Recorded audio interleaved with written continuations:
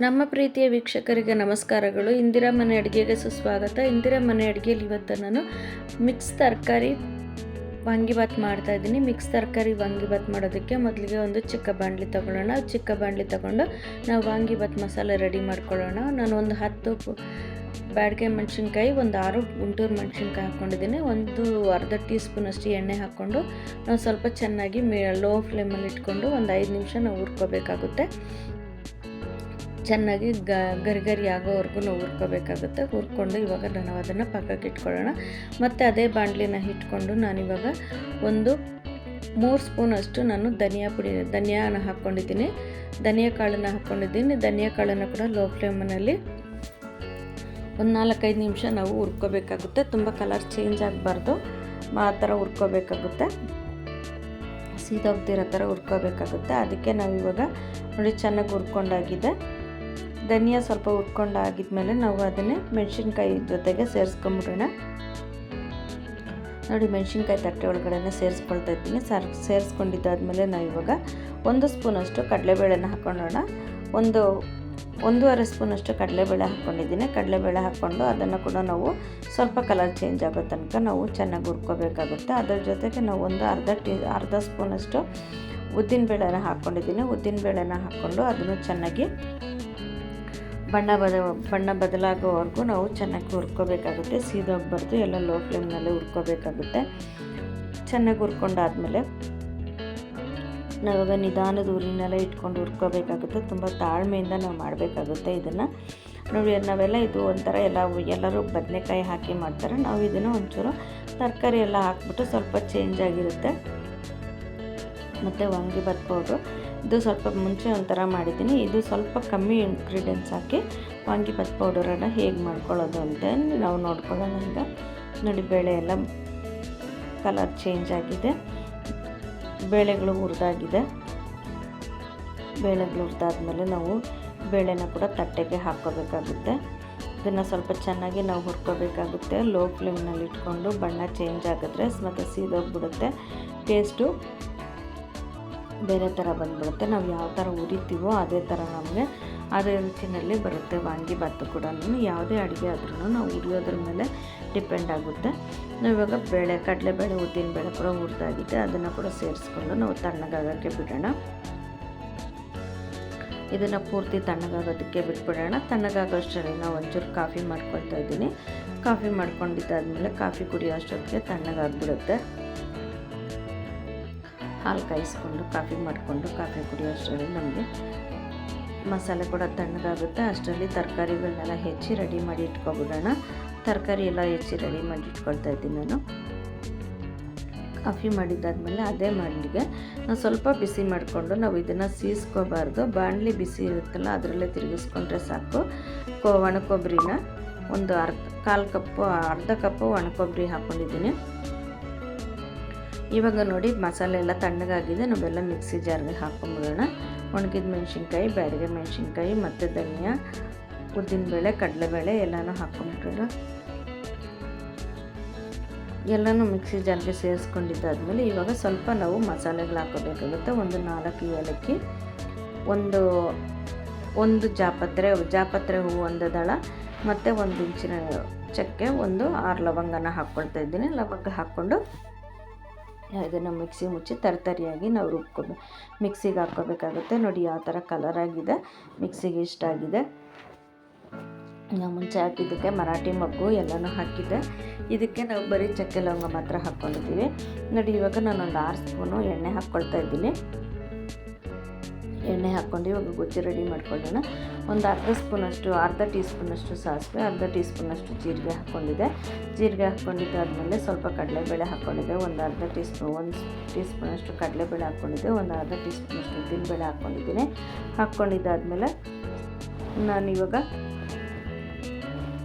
1/4 cup beans, 1/4 cup carrot, 1/4 cup ನವಿಲುಕೋಸು ಮತ್ತು ಹಾಕ್ಕೊಂಡು ಸ್ವಲ್ಪ ಚೆನ್ನಾಗಿ ತಿರುಗಿಸ್ಕೊಳ್ಳೋಣ. ಸ್ವಲ್ಪ ಚೆನ್ನಾಗಿ ನಾವು ಫ್ರೈ ಆಗಬೇಕು. ಎಣ್ಣೆಯಲ್ಲಿ 1/4 ಭಾಗ ಫ್ರೈ ಆಗಬೇಕು. ಇದು ಎಣ್ಣೆ ಜಾಸ್ತಿ ಹಾಕ್ಕೊಂಡಿದ್ದೀವಲ್ಲ, ಎಣ್ಣೆಲೇ ಚೆನ್ನಾಗಿ ಫ್ರೈ ಆಗಬೇಕಾಗುತ್ತೆ ತರಕಾರಿ. ನೀರಲ್ಲಿ ಬೇಯಿಸ್ಕೊಳ್ಳೋದಿಲ್ಲ. ಒಂದು ಚಿಕ್ಕ ಆಲೂಗಡ್ಡೆನ ಸಿಪ್ಪೆ ಸುಲಿದು ಮತ್ತು ನಾವು ಸಿಪ್ಪೆ ತೆಗೆದು ಕಟ್ ಮಾಡಿ ಹಾಕ್ಕೊಂಡಿದ್ದೆ. ಅದನ್ನು ಕೂಡ ಸ್ವಲ್ಪ ತರಕಾರಿಗಳೆಲ್ಲ ಮೆತ್ತಗಾಗೋವರೆಗೂ ನಾವು ಫ್ರೈ ಮಾಡ್ಕೋಬೇಕಾಗುತ್ತೆ. ಇದಕ್ಕೆ ಬೇಕಾದ್ರೆ ನೀವು ಕಾಲಿಫ್ಲವರ್ ಹಾಕ್ಕೋಬೋದು, ಇನ್ನು ಮಿಕ್ಕಿದೆಲ್ಲ ಹಾಕ್ಕೋಬೋದು. ನೋಡಿ, ಇವಾಗ ಇದಕ್ಕೆ ಸ್ವಲ್ಪ ಒಂದು ಅರ್ಧ ಟೀ ಸ್ಪೂನಷ್ಟು ಅರಿಶಿನ ಪುಡಿ ಹಾಕಿದ್ದೀನಿ, ಸ್ವಲ್ಪ ಕರಿಬೇವಿನ ಸೊಪ್ಪು ಹಾಕಿದ್ದೀನಿ. ಕರಿಬೇವಿನ ಸೊಪ್ಪು ಹಾಕ್ಕೊಂಡು ಸ್ವಲ್ಪ ಚೆನ್ನಾಗಿ ನಾವು ತಿರುಗಿಸ್ಕೊಂಡ್ಬಿಡೋಣ. ಹೆಂಗೆ ಅಂದರೆ ಸ್ವಲ್ಪ ತರಕಾರಿ ಎಲ್ಲ ಮೆತ್ತಗಾಗೋವರೆಗೂ ನಾವು ತಿರುಗಿಸ್ಕೊಳ್ಳೇಬೇಕಾಗುತ್ತೆ. ಮೀಡಿಯಮ್ ಊರಿನಲ್ಲಿಟ್ಟು ತಿರುಗಿಸ್ಕೋಬೇಕಾಗುತ್ತೆ, ಇಲ್ಲಾಂದರೆ ತರಕಾರಿ ಎಲ್ಲ ಸೀದೋಗ್ಬಿಡುತ್ತೆ. ಎಲ್ಲನೂ ಮೀಡಿಯಮ್ ಊರಿನಲ್ಲೇ ಇಟ್ಕೋಬೇಕಾಗುತ್ತೆ. ಇದು ಬಂದು ನಮಗೆ 1-3 ಗಂಟೆ ಮೇಲೆ ಆಗಿಬಿಡುತ್ತೆ ಗೊಜ್ಜಾಗೋದಕ್ಕೆ, ಸ್ವಲ್ಪ ನಿಧಾನಕ್ಕೆ. ನಾನು ಇವಾಗ ಇದಕ್ಕೆ ಒಂದು ಕಾಲಿಫ್ಲವರ್ ಬೀನ್ಸ್ ಹಾಕ್ಕೊಂಡಿದ್ದೀನಿ. ಬೀನ್ಸ್ ಹಾಕ್ಕೊಂಡು ಸ್ವಲ್ಪ ನೋಡಿ ತಿರುಗಿಸ್ಕೊಳ್ಳೋಣ. ಸ್ವಲ್ಪ ಬೀನ್ಸ್ ಹಾಕಿ ತಿರುಗಿಸ್ಕೊಂಡು ಮುಚ್ಚಳ ಮುಚ್ಚಿಬಿಡೋಣ. ಮುಚ್ಚಳ ಮುಚ್ಚಿದಾದ್ಮೇಲೆ ಸ್ವಲ್ಪ ಒಂದು 5 ನಿಮಿಷ ಆದಮೇಲೆ ತೆಗೆದ್ಬಿಟ್ಟು ಒಂದು ದೊಡ್ಡ ಬದನೆಕಾಯಿನ ಹಾಕ್ಕೊಂಡಿದ್ದೀನಿ. ಬದನೆಕಾಯಿ ಹಾಕ್ಕೊಂಡಿದ್ದಾದ್ಮೇಲೆ ಒಂದು 1/4 ಕಪ್ಪು ಬಟಾಣಿ ಹಾಕ್ಕೊಂಡಿದ್ದೀನಿ. ಬಟಾಣಿ ಹಾಕ್ಕೊಂಡಿದ್ದಾದ್ಮೇಲೆ ಸ್ವಲ್ಪ ಒಂದು 5 ನಿಮಿಷ ತಿರುಗಿಸ್ಕೊಳ್ಳೋಣ. 5 ನಿಮಿಷ ತಿರುಗಿಸ್ಕೊಂಡಿದ್ದಾದ್ಮೇಲೆ ಚೆನ್ನಾಗಿ ನಾವು ತಿರುಗಿಸ್ಕೊಂಡು ಮೆತ್ತಗಾಗೋ ತನಕ ನಾವು ಮುಚ್ಚಳ ಮುಚ್ಚಿಬಿಟ್ಟು ಒಂದು 5 ನಿಮಿಷ ನಾವು ಮುಚ್ಚಳ ಮುಚ್ಚಿಬಿಟ್ಟು ಮೀಡಿಯಮ್ ಊರಿನಲ್ಲಿ ಇಟ್ಕೊಂಡು ಬೇಯಿಸ್ಕೊಳ್ಳೋಣ. ಮುಚ್ಚಳ ಮುಚ್ಚಿ ನೋಡಿ ಬೆಂದಿದೆಯಾ ಅಂತ ಒಂದ್ಸರಿ ಮತ್ತೆ ತಿರುಗಿಸ್ಕೋಬೇಕಾಗುತ್ತೆ, ಇಲ್ಲಾಂದರೆ ಅಡಿ ಹಿಡಿದ್ಬಿಡುತ್ತೆ. ಇವಾಗ ಓಪನ್ ಮಾಡಿ ನೋಡೋಣ. ನೋಡಿ, ಎಲ್ಲ ಮೆತ್ತಗಾಗೋಗಿದೆ, ತರಕಾರಿ ಎಲ್ಲನೂ ಅರ್ಧ ಭಾಗ ಬೆಂದಿದೆ. ಇವಾಗ ಸ್ವಲ್ಪ ಚೆನ್ನಾಗಿ ನಾವು ತಿರುಗಿಸ್ಕೊಂಡ್ಬಿಡೋಣ. ನೋಡಿ, ಇದು ನಮಗೆ ಬೆಳಗ್ಗೆ ಉಪ್ಪಿಟ್ಟಿಗೆ ತುಂಬ ಚೆನ್ನಾಗೇ ಬೆಳಗ್ಗೆ ತಿಂಡಿಗೆ ತುಂಬ ಚೆನ್ನಾಗಿರುತ್ತೆ. ತಿನ್ನಲ್ಲ ಅನ್ನೋರು ತಿಂತಾರೆ, ಮತ್ತು ಆರೋಗ್ಯಕರವಾಗಿಯೂ ಇರುತ್ತೆ. ಆರೋಗ್ಯವಾಗಿರುತ್ತೆ. ಎಲ್ಲ ತರಕಾರಿಗಳು ಇರೋದ್ರಿಂದ ಮಸಾಲೆಗಳು ಆ ಥರ ನಾವೇನು ಹೆಚ್ಚು ಮಸಾಲೆ ಜಾಸ್ತಿ ಹಾಕಿಲ್ವಲ್ಲ, ಹಂಗಾಗಿ ಇದು ಆರೋಗ್ಯವಾಗಿರುತ್ತೆ. ಎಲ್ಲ ಮಕ್ಕಳಿಗೂ ಕೊಡ್ಬೋದು, ವಯಸ್ಸಾದವ್ರಿಗೂ ಕೊಡ್ಬೋದಾಗುತ್ತೆ. ನೋಡಿ, ಇವಾಗ ಚೆನ್ನಾಗಿ ತಿರುಗಿಸ್ಕೊಂಬಿಟ್ಟಾದ್ಮೇಲೆ ನಾವು ಒಣಗಿದ ಕೊಬ್ಬರಿ ಹಾಕ್ಕೊಳ್ಳೋಣ. ಒಣಗಿದ ಕೊಬ್ಬರಿ ಹಾಕ್ಕೊಂಡು ನಾವು ತಿರುಗಿಸ್ಕೋಬೇಕಾದ್ರೆ ತರಕಾರಿ ಉಪ್ಪು ಹಾಕ್ಕೋಬೇಕಾಗಿತ್ತು. ಉಪ್ಪು ಹಾಕಿರೋದು ಸ್ಕಿಪ್ ಆಗಿದೆ. ರುಚಿಗೆ ತಕ್ಕಷ್ಟು ಉಪ್ಪು ಹಾಕ್ಕೋಬೇಕಾಗುತ್ತೆ. ನಾವು ಉಪ್ಪು ಹಾಕ್ಕೊಂಡು ನಾವು ಚೆನ್ನಾಗಿ ತಿರುಗಿಸ್ಕೊಂಡು ಇದಕ್ಕೆ ಇವಾಗ ಮಸಾಲೆ ಹಾಕ್ಕೊಳ್ಳೋಣ. ರುಬ್ಬಿರೋಂಥ ಮಸಾಲೆನ ನಾವು ಮಿಕ್ಸಿ ಹಿಡಿದಿರೋಂಥ ವಾಂಗಿಬಾತ್ ಪೌಡರ್ನ ಹಾಕ್ಕೊಂಡು ರುಚಿಗೆ ತಕ್ಕಷ್ಟು ಉಪ್ಪನ್ನು ಕೂಡ ಹಾಕ್ಕೊಂಡು ನಾವು ಚೆನ್ನಾಗಿ ತಿರುಗಿಸ್ಕೊಳ್ಳೋಣ. ಉಪ್ಪು ಹಾಕಿರೋದು ಬಂದಿದೆ, ಆದರೆ ನಾನು ಹೇಳೋದಕ್ಕೆ ಬಿಟ್ಟಿದ್ದೀನಿ.